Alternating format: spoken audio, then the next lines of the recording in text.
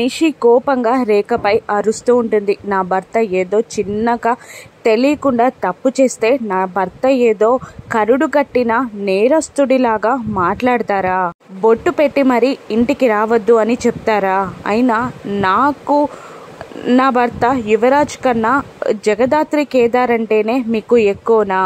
వాళ్ళే మీకు పిల్లలా, మేం కాదా అని అంటుండగా రేఖ ఏదో చెప్పబోతూ ఉంటుంది. కానీ నిషి వినకుండా ఇక అవసరం లేదు, ఇన్ని అవమానాలు పడ్డాక నేను ఇక బ్రతకడం వేస్ట్, నేను చచ్చిపోతాను అని అంటూ పైకి పరిగెడుతూ ఉంటుంది. ఇక యువరాజ్, కేదార్ అందరూ కలిసి నిషిని ఆపడానికి ట్రై చేస్తూ ఉంటారు. నిషి లోపలికి వెళ్ళి ఒక టాబ్లెట్ బాటిల్ మూత తీసి గుప్పట నిండా టాబ్లెట్స్ చేతుల్లోకి తీసుకొని మింగడానికి ట్రై చేస్తూ ఉంటుంది. నిషి నిషి అని యువరాజ్ తలుపు బాదినా కూడా నిషి తలుపు తీయదు. కేదార్, యువరాజ్ ఇద్దరూ కలిసి తలుపు పగలగొట్టడానికి తలుపుని గుద్దుతూ ఉంటారు. నిషి టాబ్లెట్స్ మింగబోతూ ఉంటుంది. నిషి టాబ్లెట్స్ మింగేస్తుందా?